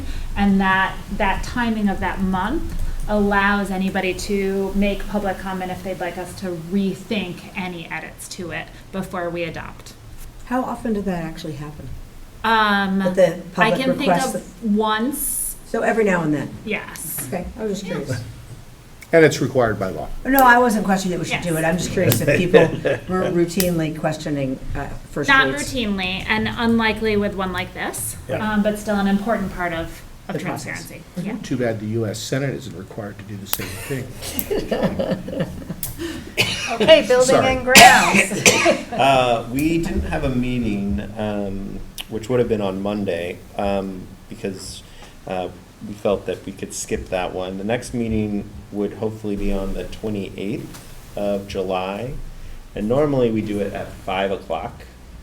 Because it's the summer, I don't know if it matters or not, but does that work for everybody? What was the date again? It's the 28th. So usually we try to do it the last Monday. Should be fine. And at 5. It's okay with me. Lovely. So that will be the next scheduled time. I will reach out to Tim though and make sure he can just have a statement of like the status of the field for the next board meeting. We're going to talk about the next board meeting. So. All right. Okay, community engagement. So, our last meeting was before the last, was 2 weeks ago, on June 11th. And our next meeting is supposed to be on July 16th before the board meeting. But it sounds like there's going to be a lot of people not here. So there seems to be a consensus that maybe we're not going to have that meeting. But I don't know if we should wait another 2 weeks again to do it, especially because that would then. You're talking about community engagement? Community We'll engagement, just so, do it the middle, the second meeting in August. so that would be on June 16th, or July 16th, I mean. No, August. August. Oh, in August, okay, that's not too long? I don't think so. Okay. So, because Summer. that way it's not, It's that's summer. not way it's not stepping on policies or Yeah. personnel's. Right, and you keep it Space. consistent. Keep the second schedule meeting. consistent. Yeah, okay, so that sounds good. So with that means it would be August, I forget, I looked at the I meeting. have to look at it. Well, it would be, The 20th. Ray, for policy, did you want to announce our next meeting? which is very Oh, close to when the school year starts, so actually, I think we'll make a real effort with that to make sure that the cell phone policy is restated in the front porch forum to engage people. Mhm. And also, so we are continuing to discuss the 50th anniversary, which is turning into a huge thing. It may get deferred, the whole thing, till spring. Yeah. that sounds It's looking good. like it's just becoming too big of a project to do in the fall. And as somebody mentioned, all the athletic events are already scheduled. The fall is quite full. So the general feeling is maybe to defer the celebration until spring. At the 10th? That's the 10th at noon. And in the evening. And I downloaded that video. I just got to figure out how to get it to people.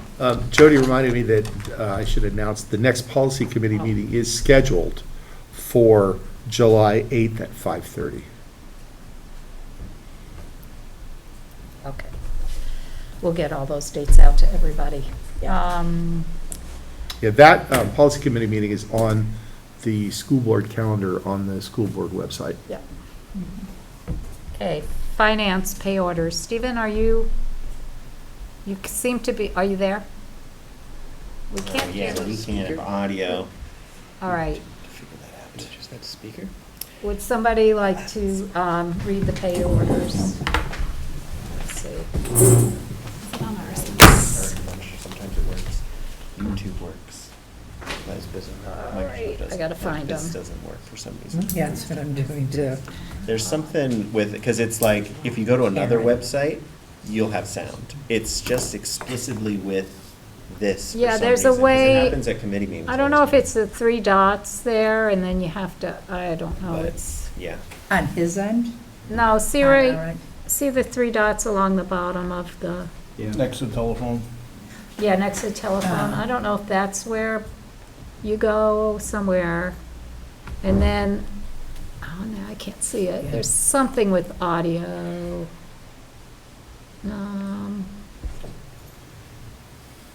Oh, it might be there. There you go. Switch the, Can we hear you now?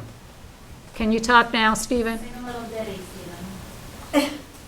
Hello? I think it's making, just keep trying to, what about the other option? Are you there? Can't hear No, you. Can't hear him. Ay, ay, ay. Someone Oh, else read try them? that. Or is I know that it's bad? somewhere in there. I've never, Keep talking. no, Sing a song. somebody, I got nothing. yeah. All right, Sorry. well, Some of those have three. let me see. I'm not too good on this. So where are they? There would be from Karen. Yeah. There's two emails from Karen Friend with all of All right, the- so I would read the warrant, right? Yeah, there's the accounts payable and a payroll. Okay, so the accounts payable warrant, general fund, $164,200.92, and general fund, $8,172.78, for a total of $172,373.70. I would ask for a motion to approve this accounts payable warrant. I'll make a motion as to approve that as read. Okay, is there a second? Seconded. Okay, any discussion? All in favor? Okay, now let me see if I can do the other one. All right, thank you, Stephen. Let's see, I gotta go Payroll warrant. payroll. Warrant. There's a whole bunch of them, let's see. Okay, payroll warrant. I don't know if I'm reading these right, Stephen, you'll have to give me a lesson after. We have regular payroll, $7,520.66. Regular and summer payroll, $2,416,850.95. AS after school, I don't know what that is. $8,635.74, and another regular payroll, $5,701.54, for a total of $2,438,708.89. Can I have a motion to approve that as read? And is there a second? Sure. Okay. Does anybody know what the AS is? Anybody? I think it's after school. After A lot of school. time- I thought it was ASP, but AS would also. It seems like it. So why is it such a huge amount this time? Is it Because because this it's is after-school funds that, the summer program. Correct. No, I think Sarah's asking about the 2,400,000. Oh, that's because they get, so, Is it like a giant end-of-year Yes. reconciliation? well, No, no, it's it's the summer that pay. teachers Yeah. get paid in 26 or 20 payments, even though there's 26 pay periods. Right. So the last 2 pay periods or 3 pay, I Are don't remember. they all mixed together? They get the whole chunk instead of getting it all I knew through there the was a year. reason, I just- Yeah, Well, it's a fair question, it's a lot of money. yeah, right, I think- right now, okay. but yes, Okay. okay. Did we, We got a approve second. it? You got a We got a so we gotta second? vote for it. Any more discussion? Okay, all in favor? Okay, ooh, did that. Stephen, we're fixing your microphone, Well, his microphone works great. It's our speakers. our speakers, or something. The next meeting that we have is on August 4th at 6 o'clock.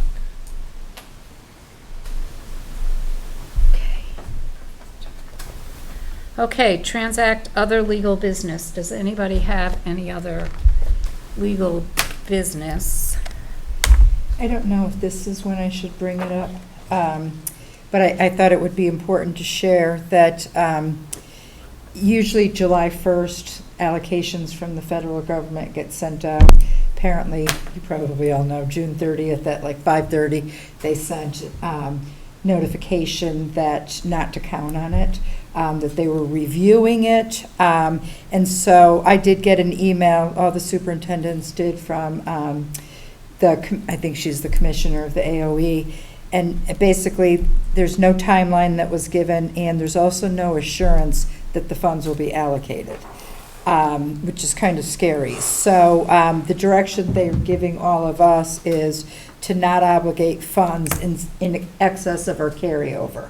So Stan has already carried over what we have, and at this point, I think we're okay, but that could be revisited because we do have some staff members that are through some of the grants.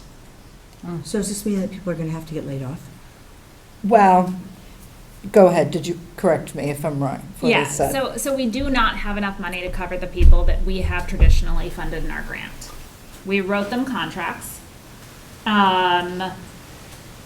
with the expectation that we would get the amount of funding that was estimated to come to us from the federal government, as we do every single year. In normal times? In normal times, yes. So they have already signed their contracts. So they are guaranteed to get those positions for next year. We do not have enough rollover funds to pay for those positions. And so we are now in a holding pattern where we may have to come to you and ask to use other funding that we have locally to cover the difference between that rollover that we do have and those contracts. What we would do in those grant funds is cut out anything else that we were going to use grant funding money for, that we, would be nice, but that we could live without. But there are things like those employees that we are required to still have. I mean, does this run us astray of laws, not having sufficient staffing for like special education and other? So we are still waiting to hear about that. What we're talking about right now is the CFP. So the people in those positions, it's our reading interventionists and our 2 behavioral interventionists. All people who make a major difference in our schools, and some of our hands-on science curriculum. And those are the things that are directly most effective. And just for reading interventionists, just I know in Tinmouth, the 1st grade, 2nd grade class, without that reading interventionist, bookworms is really, really hard to do in those split grade classes because they are different things that are happening.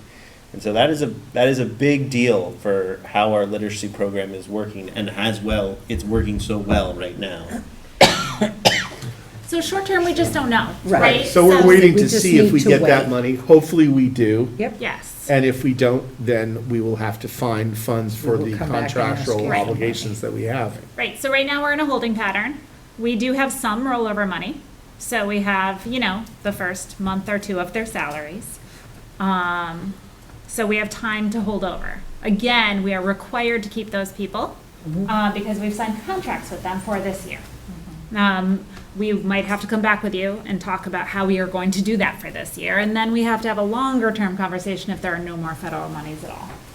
And then the other question that I read about today, and I think it doesn't include us, because I think when we were in Wallingford, we were talking about the after-school program and how we don't get Century 21 grants or anything like that, because I also heard that maybe that that federal funding is also frozen in this, but that doesn't currently affect us as much, or? As at all? much, no. You may see an effect on people who are able to access our after-school programs because they receive state support in their payments, but we are not a federally funded after-school program. Right. Teresa Sarah's done so much work to make sure that our programs are actually,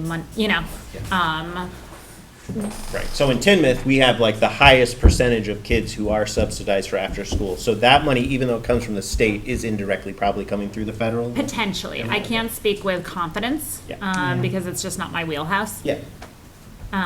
Yeah. And we still don't know the specifics on Medicaid and where those cuts will be.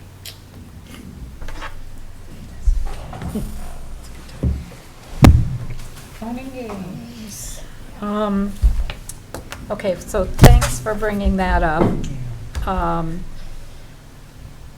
We also are going to start getting a bit more, probably around the end of August, around what the districts are going to look like. So there's going to start being, that committee is going to convene in August, if they haven't already started organizing. That's going to designate what the school districts are going to look like under each. Well, with the big 354. caveat that the way it's structured is structured to blow up. Like, they have off-ramps that they can just decide not to actually do any of the stuff if they Right, don't like any right. of the districts. Right. So, But we want to be on top of that, Right. so. Okay, Do we get unemployment if our district is nullified? I don't think you make enough as a board member to qualify, Grant. I don't think we pay, I'm so I don't think we sorry. pay into We don't pay into it unemployment. either. Okay. So, so we're gonna do agenda building. It sounds like we're gonna have a pretty full agenda. I had talked to Cheryl about, maybe not having a second meeting in July. I wanna get you guys' feedback on that. I know, you two are gonna be gone, and I think there's a couple of other people who have vacations planned. I don't, it seems like we have a lot of stuff to do, but it seems like it could wait till the first August meeting.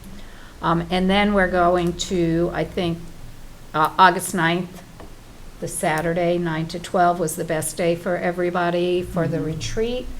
And so if we have consensus on that, I'm going to, the Grange hall is available.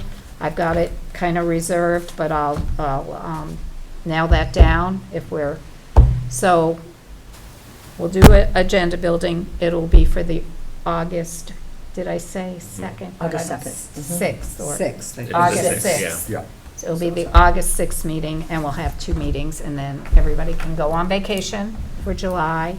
There's lots of time left. Okay, so agenda building. What do you have? Did you? I just put an update on federal grants. Oh, are you talking to me? Yes. Yeah, okay. I had added that. I'd also put transportation. DQS. Yeah. And that's all I had. Okay, that should be. Student fine. rep? Student rep. rep. Thank you. I think one of the, it doesn't necessarily have to happen at that meeting. We just hired we're gonna have 2 new and a temporary at Clarendon. We have 2 new teachers at Wallingford. One of the things, and we have, A new AD?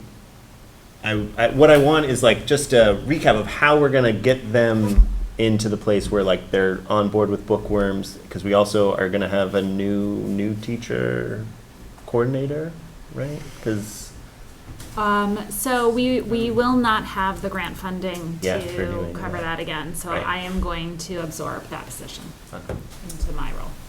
Okay. Um, So that will be teacher training and in-service for, Our mentor I- coordinator, our MTSS coordinator, Deb Bosch. yeah, she's Yeah. got- I'm gonna take her stuff. We'll stipend out a little bit of it if we can, but we'll see. We'd also like to add one other thing. We have a tentative schedule for the 22 meetings, the dates. So if we just review the schedule, make sure it looks good, just for the board meetings. for the board meetings, yeah. Uh-huh. That's just an overview. Okay, so review Where is that, Cheryl? We're schedule. gonna talk Um, about that on Oh. the next agenda. Next. We'll do that. Next on- Oh, okay. Next Sorry. agenda. I like that idea. Yep. Yeah, yeah. Gotta make 'em up. Okay, so that will be a pretty That's a full meeting. fun meeting, full of fun. Okay, But just because, my thing, it doesn't have to be on that next meeting, what I was, Okay. what I was asking. we'll for. just It doesn't ask, have to be. we'll actually just I think have it just Jody counts. do a readout maybe the following meeting, or even into September, when she knows what's gonna be. Okay, no need for executive session. I have to change how we present that on our agendas as part of the new law that went into effect, but I haven't gotten clarification about how we do that. So just so you know, we'll keep putting executive session if required, but in the future, we may have to put, if we have executive session, we have to put the reason why we're going into executive session on our agenda, but sometimes we don't know, and that's the muddy part. So we'll get back to that. Like the qualifying, like when we say this Yeah. is the, like the. Yes. Okay. Proposed, you have to put the, with, Yeah, yeah. an executive session is proposed to whatever one of those Yeah. are. And So- then, but you don't know until So you go someone in. makes a motion, so Right. that's why it's proposed. It's very weird, I don't understand it. Sorry. Okay, anything, I think we're all set. We've come to the end of our agenda. Adjourn by consensus. Thank you, everybody. Great meeting. Thank you.